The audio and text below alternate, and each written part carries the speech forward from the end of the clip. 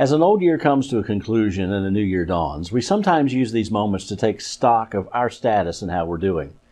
Well, 2020 has had a unique set of challenges and burdens, and for some of us, some deep sorrow. But every year has its set of burdens. When you think about it, it's no wonder we get a little bit tired and overwhelmed, because every moment of every day we're traveling east at about 800 miles an hour as the Earth revolves on its axis. We've traveled more than 584 million miles just to get one loop around the sun. Every year contains more than 525,000 minutes and more than 31 million seconds.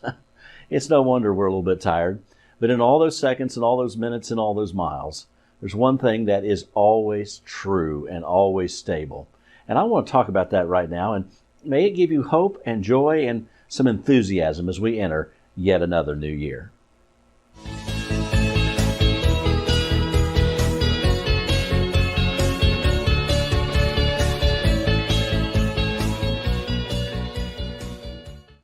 In the conclusion of Paul's letter to the Thessalonians, his first letter to the Thessalonians, he includes some wonderful words that all center around one key concept of God and His character. I want to read chapter 5, verses 23 and 24 for you right now.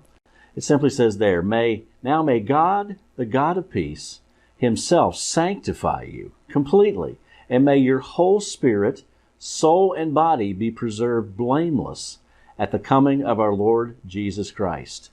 He who calls you is faithful, who also will do it. All those blessings that are tucked into these verses all revolve around that word faithful. It all is true and always will be true because of God's faithfulness. Now, let me just see if I can boil this down to the essential realities here, because there's so much packed in this verse, more than we have time to talk about today. But God's faithfulness means this, that God's work will go on. It's been true in all the seconds and all the years and all of our experience in the past. It will also be true of all of our experience yet in the future. From the past to the future, God is faithful. He keeps His promises. He keeps doing His work. And the work He's begun, He's going to continue to do that work. So God's work will go on. Secondly, God's salvation will go on. Part of what He's talking about there to those believers is that all of you are going to enter into the joy of the Lord if you are one of His children, if you've accepted His free gift of salvation, if we've been born into His family through faith. If that is true of us, His salvation will go on. He will preserve all of us, the totality of all of us, both now and forever. And we know that our life on this planet is short, but our time in eternity goes on and on and on and on and on. With that in mind, let's just think about that glorious future that's out there awaiting us. Secondly, we could say it this way, or thirdly, I should say, you will go on. There is an eternal existence to us. There's a verse back in Ecclesiastes that says God has set eternity in our hearts. There's this longing to go beyond the bounds of this life, to believe that there's something more. Well, according to God and His Word, there is something so much more. You will go on. Well, how should we respond to this? How should we respond to God's faithfulness? Well, God's faithfulness for us it's that which should give us hope. Why do we give into despair? Why are we full of anxiety? Why are we tight and tense? We can just relax in the hope that God has this covered. He is faithful. He also gives us purpose. And we should go forward in a purpose that we are here to do something for Him.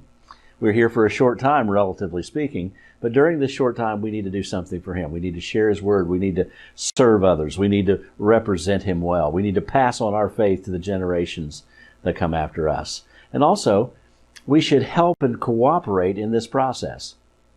It's He who does the sanctifying, which is changing us in character more like Christ. It is He who guarantees these things by His faithfulness.